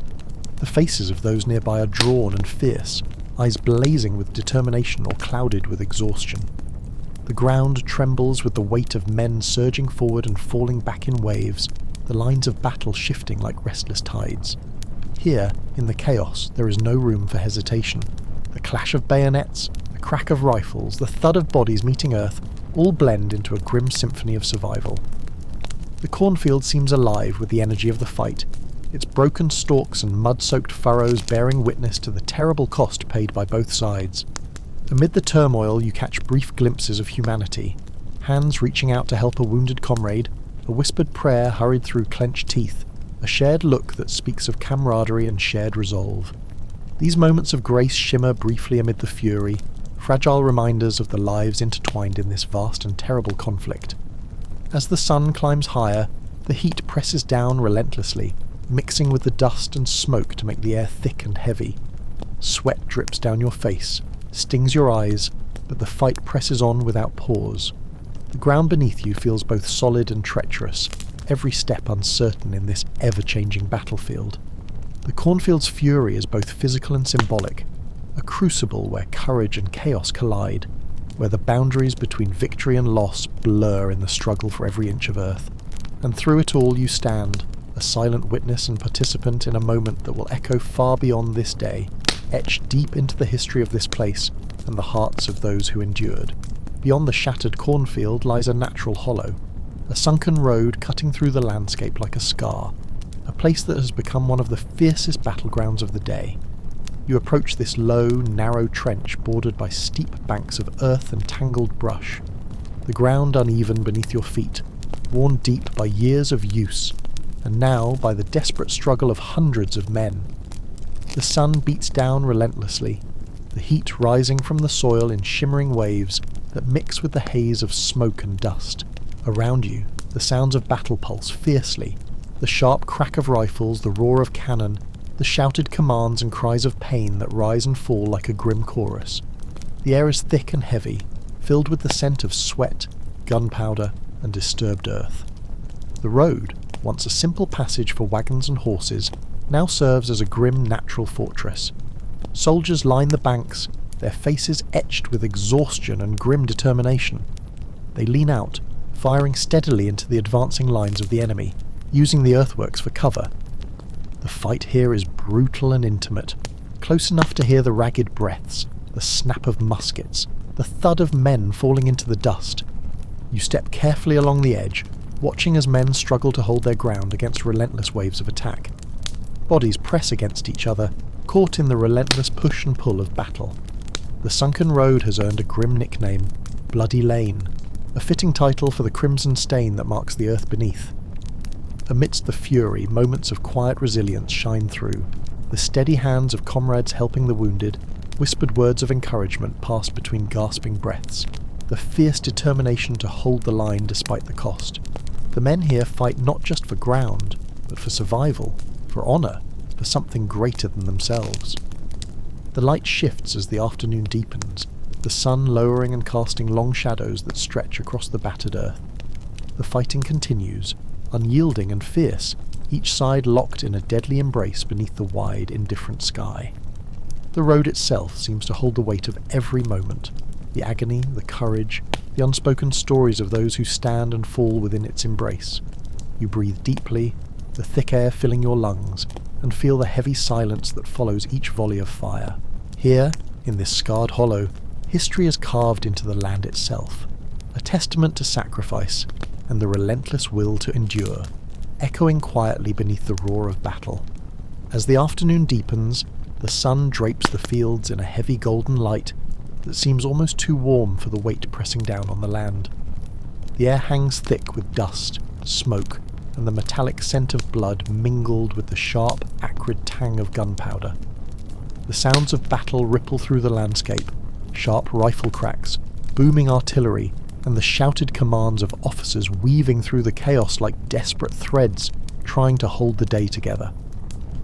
You stand near the edge of the sunken road, now known grimly as Bloody Lane, watching the endless tide of men pressing into the hollow, each wave met with a fierce and unyielding defence.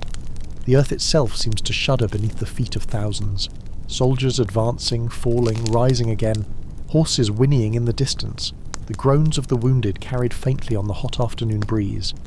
This natural trench, once quiet and unassuming, has become a crucible of human will and endurance, a place where time stretches thin, and the line between life and death blurs beneath the relentless storm of musket fire and cannon smoke. You move carefully along the edge, feeling the rough bark of a nearby tree under your fingertips, grounding you in the midst of this whirlwind. The smell of sweat and grime clings to the air, mixing with the sharp scent of disturbed earth and the faint lingering sweetness of crushed wildflowers trampled underfoot. The fields around you are torn and scarred, furrows ripped open by artillery, fences reduced to splinters, and the scattered remnants of hastily abandoned equipment telling silent stories of struggle and sacrifice. The soldiers pressed into the sunken road are locked in a grim contest of endurance. Faces are streaked with dirt and sweat, eyes hollow with exhaustion yet burning with fierce determination. Their voices rise in strained commands, prayers, curses, and the steady cadence of musket volleys. Each man clings to the narrow ledge of earth, bracing against the relentless assault that crashes over them like an endless wave. You watch as a line of wounded is quietly and swiftly moved back behind the front, their pain etched deeply into their faces, but their resolve unbroken. Amid the roar of battle you catch glimpses of small human moments, an older soldier offering water to a trembling youth, a whispered word of encouragement passed between comrades, a hand steadied over a trembling rifle. The chaos and brutality do not erase these fragile acts of care and connection, which flicker like candle flames against the gathering darkness of war. The sun begins to dip lower, the long shadows creeping across the blood-stained earth as the afternoon fades into evening. The relentless tide of conflict shows no sign of easing, yet the light softens, bathing the battlefield in a warm amber glow that belies the harshness beneath. The distant sound of bugle signals shifts in position, and reinforcements moving into place, a reminder that this day will stretch longer still, that the story unfolding here is far from over. You stand, the rough soil beneath your boots, and the heavy air around you pressing in, feeling the weight of countless lives caught in this moment. The battle rages on, a tapestry of courage and suffering woven into the very soil of Antietam, a place forever marked by the blood and resolve of those who fought here. And as the light fades, the land holds its breath, waiting for the next chapter of this relentless day to unfold. The evening sun now hangs low in the sky, casting long, stretched shadows over the battered fields of Antietam. The air remains heavy with the lingering scent of smoke and earth, mingling with the faint odour of worn leather and sweat that clings to the soldiers' uniforms. A steady hum of tension vibrates beneath the thickening dusk, the distant boom of artillery and the sharp crack of rifle fire punctuating the murmur of hurried footsteps and muted voices. You stand close to the edge of the battlefield, the ground beneath you pocked and uneven, scarred by the relentless fury that has consumed this place. The artillery, like a distant thunderstorm, grows louder, each cannonball's roar followed by the trembling shock that ripples through the earth. You feel the vibrations resonate through your bones, a reminder of the immense force unleashed in this desperate contest.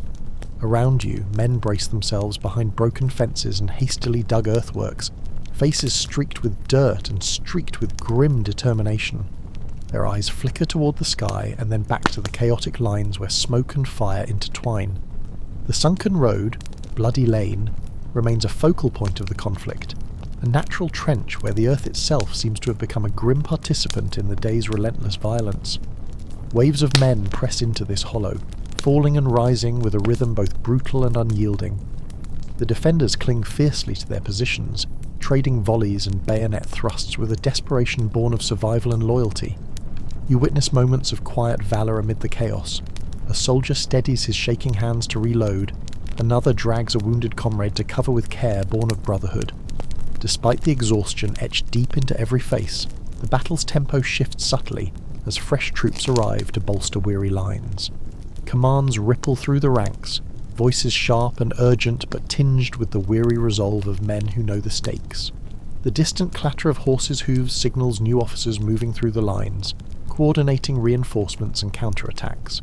The battlefield is alive with movement, a living, breathing mosaic of human courage and conflict. The fading light casts a golden haze over the torn fields, softening the harsh edges of war but not dulling the weight of loss and sacrifice embedded in the soil. The air cools slightly, carrying the faint whisper of wind through broken cornstalks and shattered fences, a gentle reminder of nature's quiet endurance even here. Somewhere nearby, a bugle calls, its plaintive note carrying far across the fields, a summons to hold fast, to fight on despite the weariness that tugs at every limb. You take a moment to breathe in the heavy air, the mixture of scents, sounds and sights that swirl around you, grounding yourself amid the relentless turmoil. The battle continues, fierce and unrelenting, yet beneath the roar of guns and the clamour of men lies a fragile thread of hope. Hope that this day, marked by unimaginable sacrifice, might shape a future beyond the smoke and blood. As the sun dips below the horizon, casting the world in twilight's gentle embrace, you stand witness to the unfolding story of Antietam, a story of courage, endurance, and the quiet strength found in the heart of chaos. The night will come soon, but the battle's shadow lingers, etched deeply into the earth and into the memory of all who stand upon it. As the sun sinks lower beyond the horizon, the battlefield begins to shift under the soft veil of twilight. The oppressive heat of the day gradually gives way to a cooler, more sombre air that settles like a gentle sigh across the fields. The sounds of battle, while still present, grow more measured, punctuated by distant echoes of musket fire and the sporadic boom of artillery, reminders that the conflict, though tiring, has not yet ceased. You move carefully among the soldiers, who now show signs of deep fatigue. Faces once flushed with adrenaline are now drawn and pale, eyes heavy but alert. Some sit or lean against splintered fences and the broken trunks of trees, exchanging quiet words or sharing water, while others prepare their weapons and gather in small groups, steeling themselves for whatever the coming night may bring. The air is thick with the scent of earth and smoke, mingled with the softer aromas of crushed grass and distant woodlands. As you pause near the edge of the battlefield, the weight of the day presses down in a different way, not with the urgency of battle, but with the stillness of exhaustion and reflection. The land seems to hold its breath, the chaos momentarily giving way to a fragile peace. Around you, small acts of humanity quietly unfold. A soldier bandages a comrade's wound with careful hands. A whispered prayer is uttered for those who will not see another dawn, and a shared look between friends speaks volumes of unspoken fears and hopes. The camaraderie forged in the heat of conflict is palpable, a silent thread binding these men together amid the uncertainty of the night. The horizon glows faintly with the last traces of daylight, the sky painted in soft shades of purple and gold. Trees sway gently in the evening breeze, their leaves whispering secrets lost to the roar of battle. Somewhere nearby, a bird calls, a brief, lonely sound that contrasts with the weighty silence enveloping the field. You find a moment to reflect on the enormity of the day, the unrelenting tide of men and fire that has reshaped this land. The Battle of Antietam has already claimed more lives than many entire wars, and though the fighting will resume come morning, this quiet interval feels sacred, a breath held between two storms. The fading light invites a calm that is almost surreal after the day's violence, yet beneath it lingers the undeniable truth of sacrifice and endurance. The soldiers around you prepare to face the uncertain hours ahead, their resolve tempered by exhaustion but not broken. And as darkness gently falls over the fields, you stand amidst the echoes of this bloodied day, a silent witness to history's heavy passage and the quiet moments that hold its deepest meaning. The sky deepens into a twilight that seems to stretch endlessly, the colours fading from soft purples and golds to the muted blues and greys of early evening. The fields, once alive with the thunder of battle, now lie under a thickening calm, their scars etched clearly against the dying light. The sounds of conflict have softened to distant murmurs and occasional sporadic shots, echoes carried faintly on the cooling breeze that sweeps gently through broken corn stalks and shattered fences. You stand quietly, the rough earth beneath your feet settling after the day's relentless upheaval, the lingering scent of smoke and sweat hanging in the air like a heavy shroud. Around you, soldiers move slowly, their movements careful and deliberate as they tend to wounds, gather scattered gear, or sit in exhausted clusters. The sharp edges of battle are softened by the muted hush of nightfall, yet the weight of what has passed is ever present, carved deep into the faces and bodies of those who remain. The groans of the wounded mix with the whispered prayers of chaplains, and the quiet exchanges of comrades seeking comfort and reassurance in the fading light. You notice how the landscape itself seems to breathe under the evening sky. Trees swaying gently, their leaves whispering in the wind, fields of trampled grass and mud-streaked earth holding the memory of every footstep, every volley fired.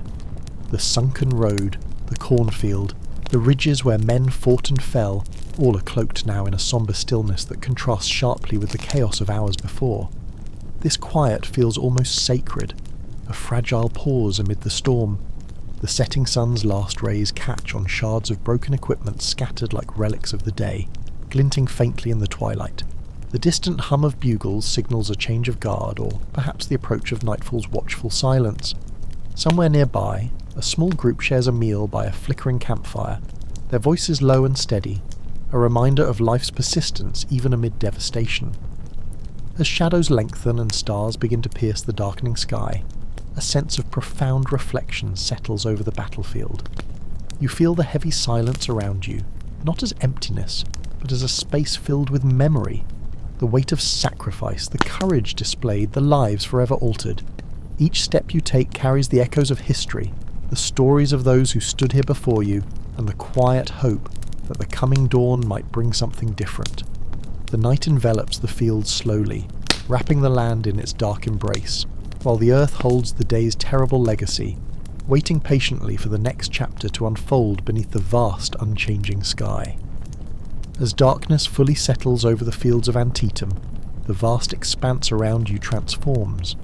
The last traces of twilight fade into deep indigo, punctuated only by distant stars and the pale glow of a rising moon.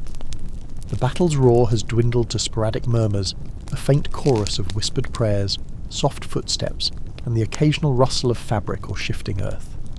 In this profound quiet, the air feels cooler, carrying the subtle sense of damp soil, extinguished fires, and crushed vegetation, a stark contrast to the fierce heat and smoke of earlier hours. You move slowly among the scattered groups of soldiers, many seated or lying on the ground, their bodies weary beyond measure but minds still alert to the uncertainties of the night.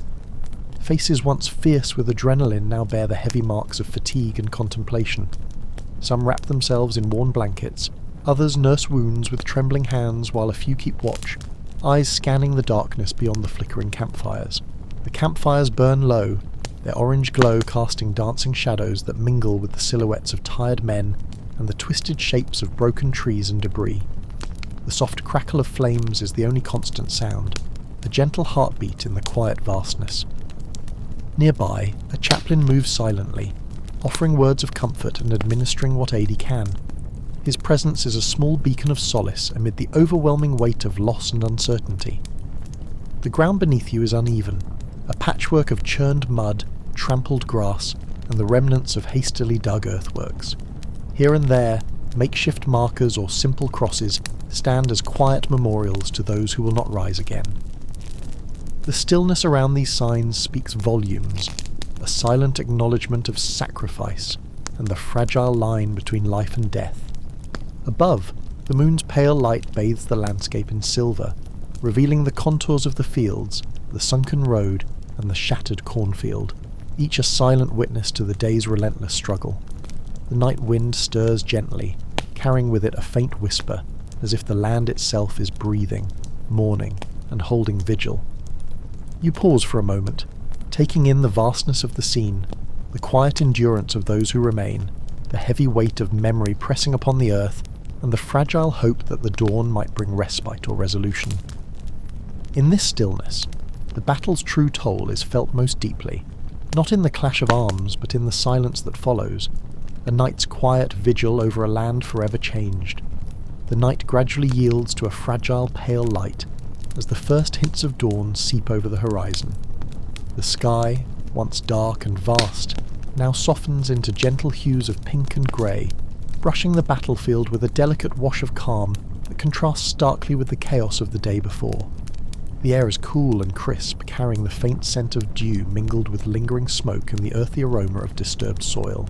You stand quietly on the edge of the field, watching as the world slowly awakens beneath the tentative morning light. Around you, the soldiers begin to stir from their uneasy rest. Some rise slowly, stretching cramped limbs, rubbing tired eyes, and exchanging tired nods with comrades. Others sit silently, heads bowed in quiet reflection or whispered prayer. The campfires smoulder faintly, sending thin ribbons of smoke curling upward into the cool morning air. The distant chirping of birds, unaware of the day's sorrow, adds a soft, natural soundtrack to the scene. The earth itself seems to breathe under this gentle dawn, the battered landscape softened by the glow. The sunken road, Bloody Lane, remains a sombre reminder of the relentless violence that tore through this place, its banks still stained and uneven from the fierce struggle. The cornfield too bears its scars, with broken stalks lying flattened, rustling softly in the light breeze. As the light strengthens, men begin tending to the wounded with renewed energy, carrying supplies and offering what care they can amid the lingering shadows. The wounded groan softly or whisper thanks, their faces pale but grateful. Others prepare for what the new day may bring, adjusting gear, cleaning weapons, and steeling their resolve. The mood is sober but determined, a mixture of relief that the night has passed and the unspoken understanding that the fight is not yet finished. In this quiet morning, you feel the heavy weight of sacrifice that permeates the air. The countless lives altered, the families forever changed, the hopes and fears that ripple beneath every tired gaze. The battlefield holds its breath in this fragile moment between darkness and light, between what has been lost and what may yet be won. You take a slow breath, the cool air filling your lungs, and watch as the sun finally breaks free over the horizon, casting a soft golden glow across the scarred fields. This dawn, like the day before, is marked by hardship and sorrow, but it also carries a quiet promise, a chance for healing, for remembrance, and for the slow, steady turning of history's great wheel. With the sun climbing steadily higher, the battlefield of Antietam awakens fully, bathed now in clear, pale light that reveals every detail, the torn earth, the shattered fences, and the scattered remnants of what was once a peaceful countryside. The air is still cool, but the warmth of the morning sun begins to seep into the soil, and the worn uniforms of the soldiers as they move through the fields, with measured steps and tired eyes. Around you, the echoes of the night's vigil fade into purposeful movement. The soldiers begin the slow work of recovery and preparation, their faces marked by exhaustion, yet carrying a quiet strength. The soundscape has shifted, no longer the chaos of battle, but the subdued murmurs of men tending to the wounded, and the soft clatter of equipment being packed and moved. The groans of those injured fill the spaces between quiet conversations, the weight of their pain tempered by the gentle hands offering care. Nearby, Stretcher bearers navigate carefully through the uneven terrain, their steps steady despite the heavy burden they carry. You walk slowly, your feet pressing into the soft, uneven ground, still stained dark in places, the scent of damp earth and faint smoke mingling with the crisp morning air. The once majestic cornfield lies flattened and broken, its stalks crushed and scattered like fragile remnants of a forgotten time. The sunken road remains a stark scar, a hollow filled with the silence of fallen soldiers, a place where the earth itself seems to hold memories heavier than words. Off to one side, officers confer quietly, their faces grave as they discuss what comes next. The strategic lines are drawn anew, the fragile balance of this battle poised on the edge of decisions yet to be made. The soldiers listen, absorbing orders with weary nods, the knowledge that this day, the bloodiest in American history, is only one chapter in a longer, harder struggle. Amid the sombre activity, small moments of human connection emerge. A soldier shares a piece of hardtack with a comrade. A nurse gently comforts a frightened young recruit, and somewhere in the distance, a bugle sounds the call to regroup. These quiet gestures, simple and unassuming, form the threads of hope and resilience weaving through the heavy fabric of loss.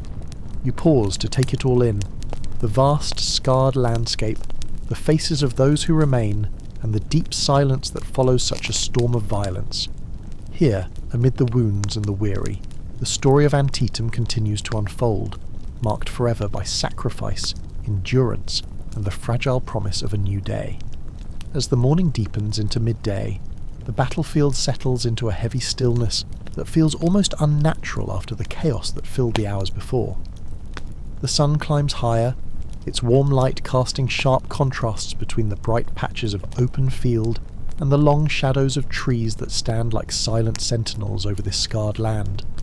The air, though calmer, remains thick with the scent of burnt gunpowder, damp earth, and the faint, lingering odour of blood.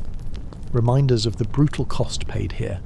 You move slowly through the fields, each step sinking slightly into the soft, disturbed soil, your gaze drawn to the small details that speak volumes about the lives that pass through this place.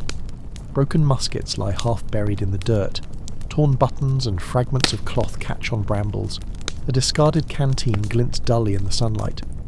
These fragments form a silent testimony to the human stories etched into the landscape, stories of fear, courage, pain, and endurance. Nearby, groups of soldiers quietly gather to clean their weapons, exchange tired words, or write letters home on scraps of paper, their hands stained with dirt and blood. Their faces are marked by exhaustion, but also by a quiet resolve. Some look out over the fields, eyes distant and thoughtful, caught in the space between the horror they have endured and the uncertainty that lies ahead. You come across a small cluster of chaplains and medics, their presence a delicate balm amid the wounds, both physical and emotional. They move gently among the wounded, offering water, prayers, and comfort, their voices low and steady. The sight is both heartbreaking and beautiful, a testament to compassion, enduring even in the darkest of times. The trees sway softly in the afternoon breeze, leaves rustling as if whispering secrets from a day that will never be forgotten. In the distance, the faint sound of bells ringing from a nearby town reaches your ears, a sombre reminder of life continuing beyond this place of sacrifice and sorrow. As you stand there, surrounded by the echoes of battle and the quiet determination of those who remain, you feel the profound weight of memory settle over you. This land holds more than just the scars of conflict. It holds the stories of countless lives forever intertwined by a single, bloodied day. The Battle of Antietam is not just history. It is a living, breathing testament to the resilience and fragility of the human spirit. And as the sun begins its slow descent toward evening once again, the battlefield rests beneath a sky vast and unchanging, holding all its secrets and sorrows in a quiet, eternal embrace. As the afternoon fades toward evening, the battlefield of Antietam lies bathed in a soft, fading light, the colours muted and gentle after the harshness of day. The sky above stretches wide and endless, painted with hues of amber and soft lavender, slowly deepening into the cool blues of approaching night. A calm breeze stirs the tall grasses and broken stalks, carrying with it the faint whispers of the past, echoes of footsteps, voices, and the steady pulse of a day that changed everything. You stand amidst the quiet ruins of what was once a peaceful countryside, now forever marked by the profound struggle of thousands. Around you, the surviving soldiers gather in small clusters, their faces shadowed by fatigue but also touched by a quiet dignity born from endurance. Some tend carefully to the wounded, others sit silently, lost in thought or prayer. The land itself seems to breathe a slow, steady rhythm, cradling the weight of history and human sacrifice within its soil. The sun sinks lower, casting long, soft shadows that stretch across the fields, weaving a tapestry of light and dark over the broken fences, the sunken road, and the flattened cornfields. Each of these places holds stories, moments of fear and courage, loss and hope, despair and determination, woven together into the vast, complex fabric of this day. You feel a deep stillness here, not emptiness, but a presence that honours what has passed and what remains. In this fading light, the enormity of the Battle of Antietam settles gently around you. It is the bloodiest single day in American history, a moment when countless lives converged in violence and sacrifice, yet also a turning point filled with fragile hope. The battle's legacy is not only in the scars it left on the land, but in the lasting changes it sparked. Changes that would shape a nation's future and the very course of history. You breathe deeply, the cool evening air filling your lungs, and sense the quiet resilience that lingers here. Beneath the endless sky, amid the silence of the settling night, the story of Antietam remains alive, etched in the earth, carried in the hearts of those who remember, and whispered softly by the wind through these timeless fields. The day draws to a close, and with it, the echoes of a battle that was as brutal as it was pivotal. Yet even in the shadow of such sacrifice there is a quiet promise that from this night new light will rise, and the long journey toward healing and unity will continue. Thank you for staying with me through this journey into one of the most intense and profound days in American history, the Battle of Antietam. I'd love to know where you're listening from and what time it is for you right now, so feel free to share in the comments. Now, as you settle deeper into your cozy space, let your body relax and your mind gently drift. Let the calm of these fields, the soft whispers of history, and the quiet strength of those who endured guide you into a peaceful, restful sleep. May your dreams be gentle and your night restorative. Sleep well.